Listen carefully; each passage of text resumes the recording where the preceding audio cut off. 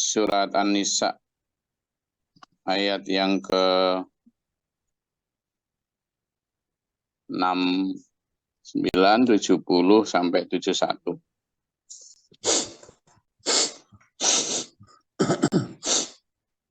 A'udzu billahi minasyaitonir rajim. Bismillahirrahmanirrahim.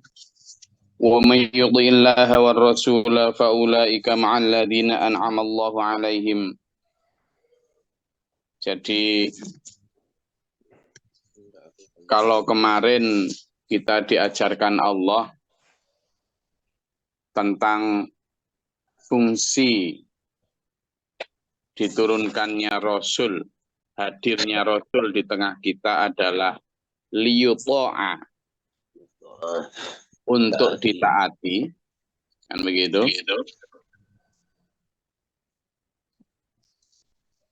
Maka pada ayat ini kita diajarkan oleh Allah untuk benar-benar tertarik taat. Bagaimana cara tertarik taat? Ya dengan cara diiming-imingi. Barang siapa yang taat kepada Allah dan Rasul-Nya, kan begitu. Barang siapa yang taat kepada Allah dan Rasul-Nya, maka kata Allah, dia akan bersama dengan orang-orang yang mendapat nikmat Allah. Siapa orang yang mendapat nikmat Allah? Nah, tapi sebelum kita ngomong tentang mendapat nikmat Allah siapa, kita bahas dulu tentang apa yang dimaksud dengan nikmat Allah itu. Kok kalimatnya an'amallahu? Kenapa pakai an'amallahu? Coba kita lihat sekarang. Apakah tafsir benar-benar nikmat yang apa ya,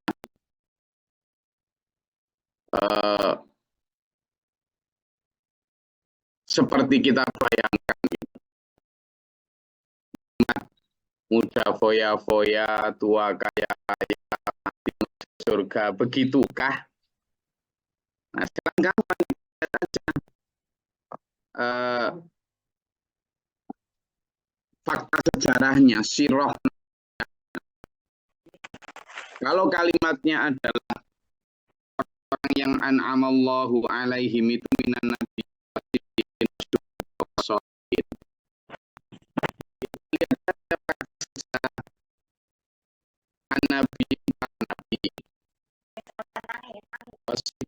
dan para orang yang benar, kan gitu, orang yang benar. Kemudian orang-orang yang syuhada, meninggal dalam peperangan, dalam jihad, ya kan? Dalam jihad itu menunjukkan bahwa ini yang harus jadi patokan apa yang disebut dengan nikmat itu. Coba kita lihat sekarang. Para nabi, hidupnya enak enggak? Ayo, para nabi, kalau sampean pahami selama ini para nabi, itu hidupnya nyaman enggak? Enggak ada yang hidupnya nyaman. Oh, Nabi Sulaiman nyaman, kata siapa? Nabi Sulaiman itu raja, ya memang. Warisan dari Nabi Daud, ya memang. Tapi sampean harus, dan kita harus sadar, Nabi Sulaiman itu ujiannya banyak sekali. Di samping itu, karena dipasrai pasukan tidak hanya manusia, tapi juga binatang dan makhluk lain, maka tanggung jawabnya berat, dan hidupnya sangat sederhana Nabi Sulaiman itu. Kerajaannya memang mewah, tapi saking sederhananya beliau, sampai ketika wafat pun tidak ada yang tahu. kecuali ketika tongkat yang beliau pakai untuk bersandar itu habis dimakan rayap. Nah itu, karena memang sejak dulu Nabi Sulaiman bahkan Nabi Daud itu suka nguzla, suka iktikaf. Kalau orang sekarang bilang bertapa ya.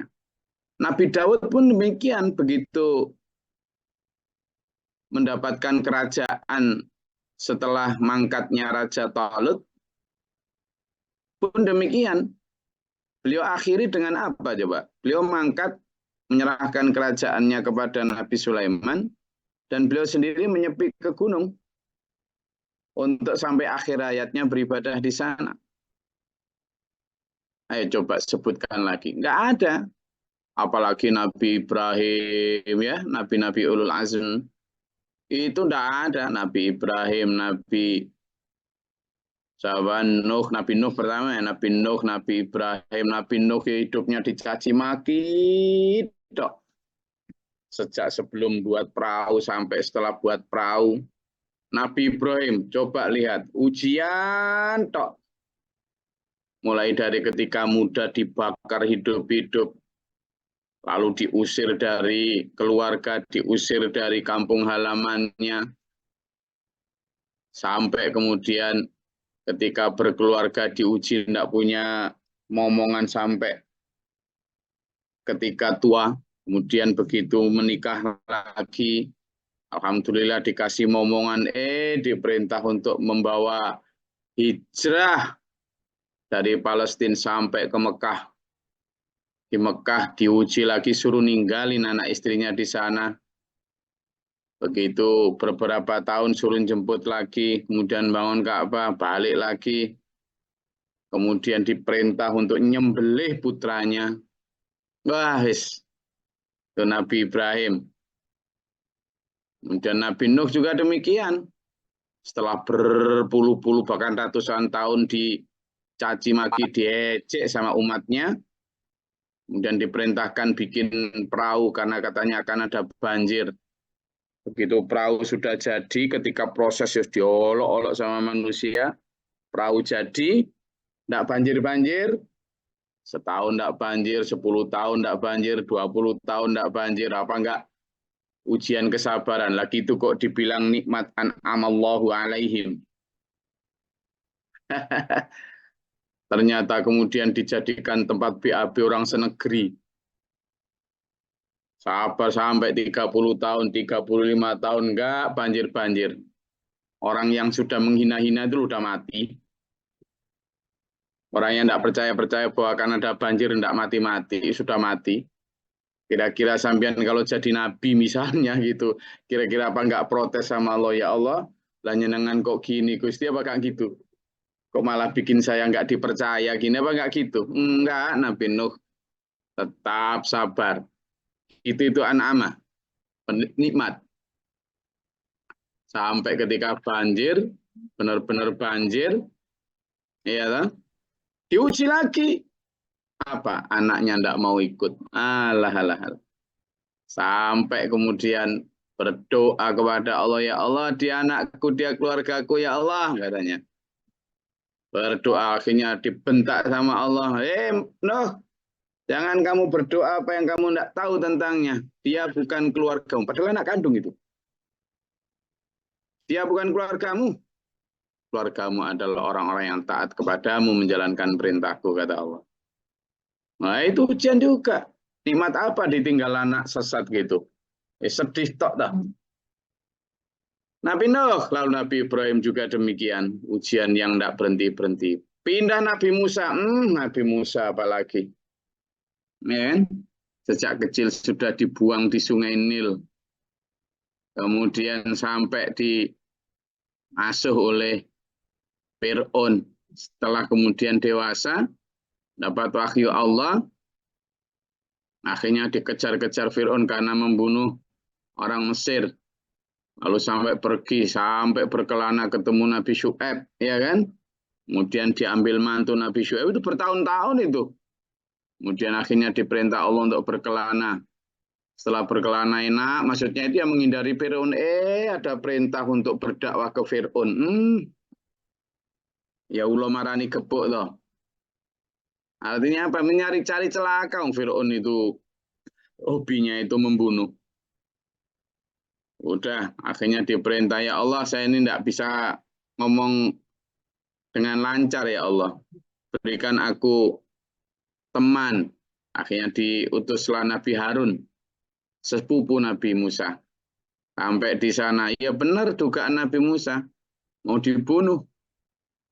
Begitu mau dibunuh, akhirnya dapat mukjizat itu untuk bertanding. Wes menetap di Mesir beberapa saat, tiap hari juga mau dibunuh, wes. Sampai apa? Dikasih mukjizat berupa belalang, dikasih mukjizat berupa air jadi darah, dikasih mukjizat ada kodok yang bisa ini, dikasih mukjizat apa? Eh, Belalang, darah, terus apa lagi? Bukan yang balak untuk Fir'aun itu. Kan yang balak untuk Fir'aun itu kan apa aja itu, mulai darah, belalang, kemudian ada apa lagi itu? Tokat jadi ular. Ya, Hah? semuanya. Tapi apakah membuat Bani Israel? Tidak juga. Akhirnya nyebrang, eksodus besar-besaran. Begitu eksodus besar-besaran, apa orang Bani Israel taat? Tidak. Ditinggal sebentar ke Bukit Tursina, nyembah sapi. Iya kan? Kemudian diuji ketemu Nabi Khidir. Juga demikian. Wes, gitu yang saya bilang an'amah, nikmat. Lalu Nabi Isa sejak lahir sudah dihina sebagai anak zina, berkelana terus, ya kan? Sampai rambut gondrong itu bukan karena gaya. Orang anak sekarang gaya itu karena nggak sempat potong. Hidupnya itu berkelana karena dikejar-kejar terus, dihina terus, sampai terakhir mau dibunuh, dikhianati oleh santrinya sendiri. Betul? Sampai Nabi Muhammad SAW.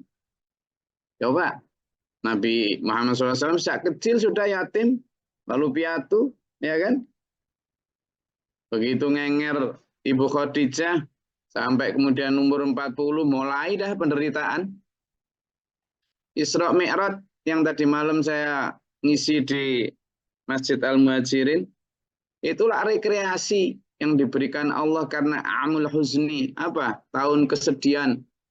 Di tahun ke-8 kenabian di Mekah, saat intimidasi tanpa henti dari kaum kafir Mekah, caci maki, ancaman pembunuhan dan lain sebagainya, lalu ditinggal mati wafat Ibu Khadijah, ditinggal wafat Abu Thalib, Abdul Muthalib.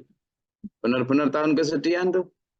Wih, Rasulullah sejak umur 40 sampai 63 nyaris tiada hari tanpa tantangan. Bahkan ketika sudah hijrah ke sekalipun. Di mana tantangan dari Nasrani, dari orang-orang munafikin. Iya, dan hidup Nabi. Apakah kaya raya? Beliau memang sering dapat harta banyak, habis semua untuk perjuangan agama. Rumah beliau hanya 4x3, tidak ada perabotan apapun di dalamnya kecuali dipan yang alasnya terbuat dari pelepah kurma. Bahkan atap rumah beliau pun kadang kalau hujan sering bocor. Padahal beliau hartanya miliaran. Ketika beliau dapat, tapi beliau tidak mau ditinggali harta lebih dari 3 hari. Wafat dalam keadaan tidak punya apa-apa kecuali sebilah pedang, busur anak panah, dan seekor unta. An'amallahu alaihim. Di situ disebut. Kalau sampean taat kepada Allah, menguti'illah wa rasulah, gitu, maka kata surat An-Nisa ini, faulaika ma'alladzina an'amallahu alaihim. Maka mereka itu bersama dengan orang-orang yang mendapat nikmat Allah. Nah, yang saya terangkan tadi menjadi refleksi kita. Apa sih nikmat Allah itu? Wong faktanya minan nabiyin, dari para nabi yang tadi saya sebutkan, ulul azmi tadi gitu. Wasiddiqin, orang-orang yang sangat jujur, yang benar. Wasyuhada, lah sekarang saya mau tanya. Syuhada itu kan berarti orang yang wafat dalam medan peperangan. Lalu wafat terbunuh, kok nikmat. Wafat terbunuh itu kan bisa jadi terpotong tangannya, tertusuk dadanya, mungkin matanya kena panah, bahkan ada seorang syuhada itu yang tidak bisa dikenali lagi karena banyaknya luka di dalam tubuhnya. Nikmat itu kira-kira. Zaman cobaan, Pak. Silat sedikit gitu, tangannya pakai silat tatra tuh. Ayo coba. Nah, tetapi syuhada di sini justru disebut Allah sebagai mendapat apa? Amal lahu. Allah. Dan juga wassalihin, orang-orang yang soleh zaman dahulu. Ya Allah, para imam itu, para ini tidak ada yang foya-foya tuh loh. Sahabat Nabi, coba lihat Abu Bakar, Umar bin Khattab, bajunya lo tambalan. Utsman bin Affan, beliau pedagang kaya raya, tapi hartanya habis untuk agama. Pernah itu mau berangkat berdagang dengan 1000 ekor untanya. Pas mau berangkat, ada panggilan perang. Ya ini, ada panggilan perang. Begitu ada panggilan perang, disedekahkan semua itu 1000 ekor unta. Oh, itu Utsman bin Affan. Jambian dan saya kadang, kita harus seperti Utsman bin Affan. Iya, kayanya. Begitu sudah kaya, ada panggilan untuk bersedekah. Oh ya nanti dulu, kita ya harus lebih hemat. Nggak mau seperti Utsman bin Affan, begitu sudah punya. Kan gitu modelnya orang sekarang. Ali bin Abi Thalib, apa namallahu alaihim? Ketaatan beliau, ketawaduan beliau, kezuhudan beliau, kesederhanaan beliau. Begitu loh, Dilan. Nah, ternyata itu buat Allah hasuna ulaika rafiqa. Orang-orang seperti itu loh sebaik-baik teman. Jadi an-nabiin wasiddiqin wasyuhada wassolihin itu sebaik-baik teman. Makanya sampean itu kalau mau baik itu jangan salah milih teman, jangan salah milih circle. Jangan salah, begitu salah milih circle kepengaruh, circle sampean orang haus jabatan, yo sampean nanti kepengaruh jabatan. Ada pameo Inggris itu bilang, katanya, kamu adalah 5 people around you. Kamu adalah just like 5 people around you. Kamu itu nanti akan menjadi persis seperti 5 orang di sekitarmu yang paling dekat. Artinya siapa orang yang berpengaruh menjadi kamu seperti apa, itu tergantung orang-orang terdekat di bakalan sampean. Lah kalau orang-orang terdekat kita adalah orang-orang yang as-solihin, as-syuhada, as-sodiqin tadi, ya kita akan jadi seperti itu. Tapi begitu orang-orang di sekitar kita, rafiqah, teman ini, surat yang sedang kita kaji ini, adalah orang-orang yang bahasannya itu duit, ya kita ya akhirnya terpengaruh gitu.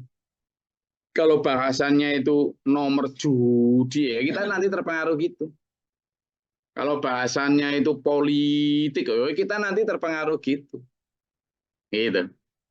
Tapi kalau orang-orang yang bahasannya adalah mencari ampunan ridho Allah, saya akan terpengaruh gitu. So, decide. Pastikan sampean itu memilih teman orang sekitar sampean itu siapa. Itu akan menjadikan sampean menjadi siapa. Dzalikal fadlullah fadlu minallah wa kafa billahi alima, dan itulah karunia keistimewaan dari Allah dan cukuplah Allah yang Maha tahu. Ya ayyuhalladzina amanu, kata Allah. Hai orang-orang beriman, khudhu hidrakum, kalian waspadalah. Loh, Allah aja perintah kita waspada loh, dulur. Waspada. Hidup ini tidak main-main ya, melewati belantara yang sangat lebat, yang kita hanya bisa selamat kalau mengikuti peta yang sudah dijalani oleh para nabi dan para sahabat, tidak mau lewat itu, tidak bisa selamat. Di dalam belantara kehidupan itu ada serigala-serigala, ada buaya, ada jurang yang menganga, ada tumbuhan yang beracun, ya kan? Ada jebakan-jebakan yang macam-macam. Bahkan mungkin jalan pun berkelok bercabang. Tidak mengikuti peta orang yang sudah selamat, tidak mungkin bisa selamat. Itulah. Makanya Allah berfirman, "Khudhu hidrakum." Kamu ambillah waspada, waspada. Loh iya dulur, makanya dalam 17 kali dalam sehari kita itu. Apa? Ihdinas siratal mustaqim. Ya Allah, tunjukilah aku jalan yang benar, yang selamat. Siapa? Siratal ladzina an'amta alaihim. Jalan orang-orang yang telah engkau beri nikmat. Siapa? Ya para nabi, para rasul tadi. Lah kok ternyata jalan para nabi, para rasul itu yang disebut an'amta alaihim, yang telah engkau beri nikmat itu, nikmat ternyata nikmat iman, nikmat ternyata apa? Nikmat sabar, nikmat ternyata nikmat apa? Nikmat kelulusan. Itu ternyata bukan nikmat yang seperti dibayangkan orang sekarang. Ustadz punya rumah harga 80 miliar, terkenal, cantik luar biasa, bayarannya tinggi. Nikmat yang dibilang di situ adalah nikmat kesabaran, keikhlasan, keimanan, ketakwaan, dan kelulusan menjalani ujian hidup. Buktinya memang begitu kalau kita lihat sirah nabawiyahnya. Jadi jangan salah memaknai, okay? Fangfiru subatin awing firu jami'a. Maka keluarlah kamu untuk berjihad. Keluarlah kamu untuk berdakwah. Keluarlah kamu untuk bertarbiyah. Keluarlah kamu untuk bersedekah. Keluarlah kamu untuk beribadah. Begitu dulu. Maka berangkatlah berjamaah sholat ke masjid, berangkatlah kamu untuk ngaji, berangkatlah kamu untuk keluarkan hartamu bersedekah di jalan Allah, berangkatlah kamu untuk berdakwah mengajak orang menuju keselamatan. Ya, subatin secara berkelompok, wing firu jami'ah, atau secara bersama-sama. Dulur, dari itu tadi kita bisa melihat bahwa ternyata nikmat dari kacamata Allah dan nikmat dari kacamata manusia itu berbeda. Nah, ayo kita ambil nikmat yang dari kacamata Allah. Demikian, monggo kalau ada yang mau disampaikan silakan.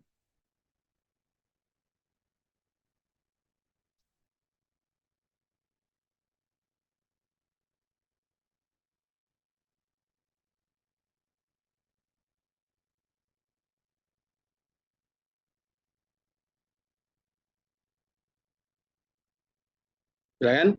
Mungkin ada yang mau disampaikan? Assalamualaikum warahmatullahi wabarakatuh. Waalaikumsalam. Mendengar sirah Nabi yang sedemikian dahsyatnya, rasanya mustahil bagi kita semuanya untuk mendapatkan apa yang telah dijanjikan Allah. Tapi apakah dengan demikian kita lantas patah semangat, Gus?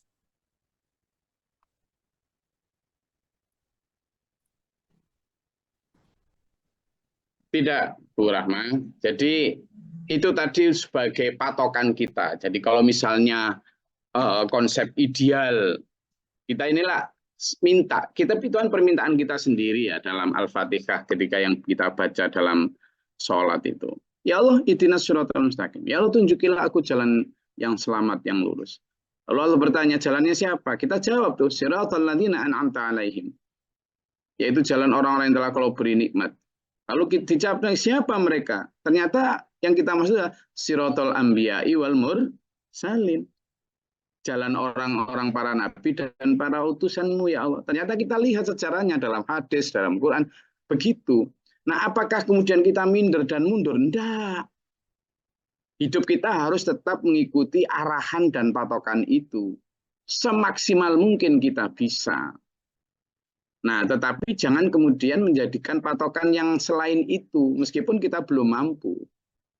Tetap harus maksimal itu saja patokannya. Jangan kemudian, tapi tak lihat Pak Ustadz itu kok gini, tapi tak lihat Pak Yai itu kok gini. Enggak gitu. Patokan kita tetap Rasulullah, meskipun kita enggak mungkin bisa mencapai level Rasulullah. Makanya kemudian kita minta berdoa kepada Allah agar kita diberi kekuatan itu. Kita nggak mungkin lah bisa sholat seperti Nabi yang sampai kakinya bengkak misalnya. Kita nggak mungkin kan bisa menyerahkan seluruh 100% harta kita. Makanya Pak Guru Mukhtar itu ngajarin kita. Misalnya dalam hal sedekah. Pak Guru Mukhtar ngasih batasan iman ABC misalnya. A, iman tipis, B sedang, C tinggi. Iman A kalau punya uang 4.000, 1.000 untuk akhirat, 3.000 dunia. Nah, kan ada batas tingkatan itu. Iman B 50-50 yang sedang ini, kalau uang 4.000, 2.000 akhirat, 2.000 dunia misalnya. Kalau iman C karena tinggi berpikir bahwa di akhirat selamanya di sini paling 80 tahun, di akhirat kalau kurang pinjam siapa, kalau di sini masih bisa usaha, maka punya 4.000 diberikan ke akhirat 3.000, 1.000 dunia. Di atas itu ada iman para nabi, para rasul. 4.000 diberikan semua. Nah, kita kan nggak mungkin seperti para nabi, para rasul. Sehingga kalau bisa ya iman C 3.000 akhirat 1.000 dunia. Kalau nggak bisa ya iman B 2.000 akhirat 2.000 dunia. Kalaupun nggak bisa yang paling tipis lah 3.000 dunia, 1.000 akhirat. Nah, itu menjadi ukuran kita, tapi tetap harus ingin nyampe ke atas. Nah, ini kadang iman aja enggak loh, Bu. Nah, itulah yang kemudian kita ini. Demikian pula dalam hal sholat misalnya. Rasulullah kalau sholat itu, aduh, bacanya ayat itu sampai surat Al-Baqarah penuh. Nah, kita kan nggak mungkin sampai segitu. Tapi ya tetaplah tahajud, gitu loh maksudnya. Kalaupun kita sujud misalnya, kan banyak itu dalam Al-Quran disebutkan. Ciri orang beriman itu adalah menghabiskan malam-malamnya untuk bersujud kepada Allah. Kita nggak mungkinlah semalam suntuk seperti para nabi. Ya sudah, minimal 11 rakaat. Kan gitu. Kalaupun nggak bisa 11 rakaat, ya kita minimal witir. Jangan sampai 14 gitu loh. Nah gitu. Sehingga tetap harus tahajudnya itu yang kita upayakan. Gitu. Sehingga tingkatan itu tidak kemudian kita sering melakukan permisivisme atau membuat standar terlalu rendah, apalagi standar bukan Nabi Rasul. Tapi kita tetap harus kejar itu, gitu. Oke, ngaten Bu Rahman. Jadi tetap semangat. Termasuk satu di antaranya yang kita lakukan ini, ngaji seperti ini. Meskipun pahit, tidak seperti orang pada umumnya, tetap jalan. Demi mendapatkan otentifikasi atau keautentikan, keoriginalan ajaran. Jangan kemudian nyari yang gak enak ngaji di situ, pahit, nyari yang enak saja. Nah, itu yang kemudian menurunkan standar dari Allah dan Rasulnya. Sekurangnya kita tetap bertahan di kebenaran ini. Nggih, matur sembah nuwun. Ngaji begini sebenarnya saya sangat amat suka, tapi kadang-kadang ketika dibenturkan kepada hal-hal yang membuat kita merinding miris gitu karena kita tidak akan pernah nyampe ke arah itu, ya membuat hati ini teriris dan hanya ingin menangis gitu sebenarnya, Gus. Insya Allah tetap. Jadi selama gini Bu Rahmat dan dulur semua ya, selama kita maksimal mencoba dan kemudian kita juga mati-matian untuk mencapai standar itu, lalu wafat dalam keadaan itu, insya Allah wafat kita selamat. Insya Allah begitu. Jadi jangan pernah ragu. Selama apa itu tadi, maksimal kita mampu standarnya Allah dan Rasulnya. Dan kalaupun kita belum sampai di tahap itu, tapi tetap misalnya tahajudnya Rasulullah sekian belas rakaat atau bahkan semalam suntuk, kita tetap tahajud gitu, meskipun belum sampai semalam suntuk gitu. Sedekahnya Rasulullah 100%. Tapi kita belum sampai itu. Tapi jangan kemudian tidak sedekah, tapi tetap sedekah. Entah yang iman A, B, atau C gitu. Dakwahnya Rasulullah sambil perang, jihad fisabilillah, tenaga, harta, pikiran, bahkan nyawa para sahabat. Kalaupun kita belum sampai nyawa, ya kita minimal harta kita. Kalau belum bisa harta, ya tenaga kita. Gitu loh. Jadi akhirnya kita selalu ada, tapi jangan tidak berjihad. Berdakwah juga gitu. Rasulullah berdakwah dengan tenaga, pikiran, harta, dan ilmunya. Kalaupun kita belum bisa punya ilmu, ya support orang-orang yang berdakwah. Sehingga tetap berdakwah. Itu standar kita. Okay? Jadi tetap semangat. Nggih, nuwun. Ada lagi? Jazakallahu khair. Izin, Gus. Ya. Kalau kita melihat sejarah para nabi yang seperti disampaikan Gus tadi kan, ya seperti Nabi Daud, Nabi Musa, Nabi Isa, bahkan Nabi Muhammad.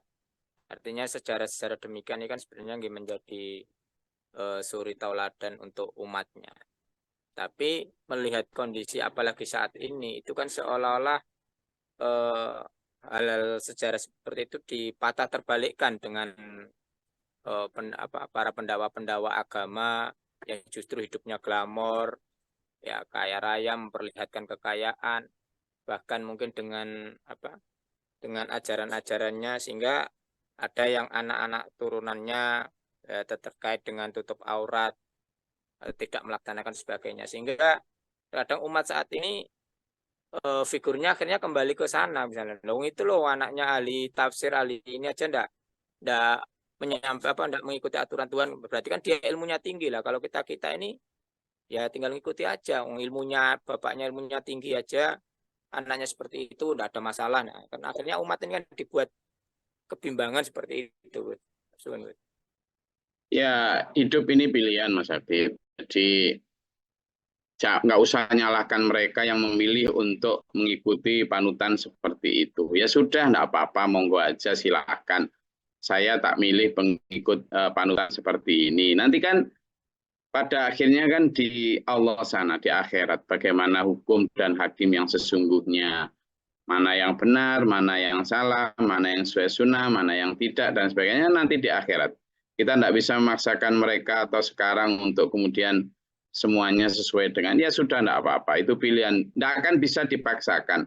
Misalnya ada yang mengatakan jilbab wajib, ada yang tidak, ada yang mengatakan kemewahan itu penting, ada yang tetap konsisten mengikuti Allah dan Rasul-Nya sesuai dengan sejarahnya, tapi ada yang mengoreksi dengan tidak sesuai zamannya, monggo lah.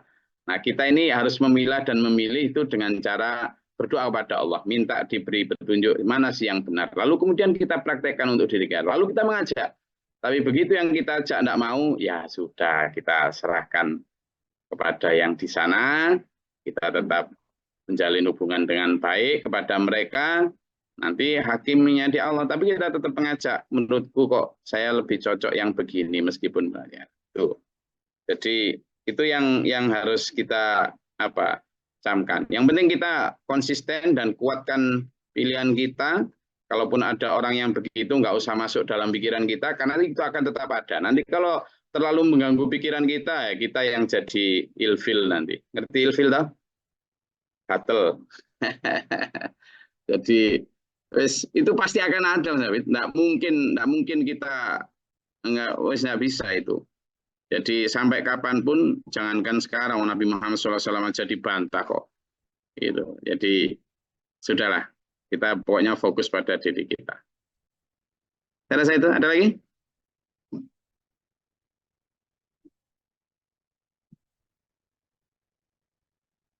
Oke, kalau tidak ada, saya rasa cukup kajian kita pada pagi hari ini. Ya, semangat hari Sabtu. Bagi yang ini ngapain? Masih kerja ya? Tetap kerja ya? Berangkat kerja ya? Alhamdulillah, berangkat kerja. Sebelum saya akhiri, saya menyeru dulur-dulur ini sudah punya rencana apa untuk Ramadan? Ibadah atau ini yang belum dilakukan di Ramadan sebelumnya. Camkan mulai sekarang ya, supaya Ramadan nanti jauh lebih bermakna, karena kita belum tahu apakah Bapak Ibu sekalian diberi kesempatan Allah untuk Ramadan tahun berikutnya. Lah kalau ternyata Ramadan besok ini, tahun ini itu Ramadan terakhir, berarti kan eman kalau nggak kita mampatkan betul untuk benar-benar bertarbiyah, beribadah, bermuamalah, bersedekah, berdakwah ya toh. Maka coba rencanakan, maksimalkan Ramadan ini nanti supaya benar-benar penuh dengan amal. Pada saya itu kajian dan motivasi untuk diri saya sendiri. Semoga Allah merahmati kita, menuntun kita dalam siratal mustaqim ila akhir hasanatin. Amin. Allahumma sholli wa sallim barik ala sayyidina Muhammad. Allahumma ighfir lil mu'minina wal mu'minat wal muslimat wal muslimat. Allahumma ihdina fi man hadayt wa afina fi man afayt wa lana fi man tawallayt wa barik lana fi ma atayt wa qina syarra ma qadayt. Fa innaka taqdi wa la yuqda alayka wa la yudhillu man walayta wa la tabarak rabbana wa ta'ala alhamdulillah ma qadayt. Astaghfiruka wa atubu ilaika. اللهم ادفع عنا البلاء والوباء وقد حسدنا ونجنا من شر سوء ربنا نجنا ولينا وسابنا من قوم الظالمين ربنا ولا تجعلنا في القوم الظالمين اللهم ارفع درجتنا في الدنيا والآخرة وحسن عظيما ربنا آمنا فاكتبنا من الشاهدين ربنا لا تزغ قلوبنا بعد إذ هديتنا وهب لنا من لدنك رحمة إنك أنت الوهاب ربنا اللهم افتح علينا باب السماء برحمتك اللهم أنزل علينا رحمة بيدك الأمطار ربنا آتنا في الدنيا حسنة وفي الآخرة حسنة وقنا عذاب النار اللهم فاطر السماوات والأرض عالم الغيب والشهادة رب كل ملك وأشهد أن لا إله إلا أنت أعوذ بك من شرنا أعوذ بالله من جود البلاء والوباء درك الشقاء وسوء القضاء شماتة الأعداء اللهم نسألك الهدى والتقوى والعفاف والغنى ربنا تقبل سبحان ربك رب العزة عما يصفون سلام. Tadi Bu Rini sepertinya akan bertanya, insya Allah ditunda untuk besok nih Bu Rini, simpan, ingatkan saya besok pertanyaannya, okay? Insya Allah akan saya jawab. Okay. Bila taufiq wal hidayah, wassalamualaikum warahmatullahi wabarakatuh. Waalaikumsalam warahmatullahi wabarakatuh. Allahumma arhamna bil Qur'an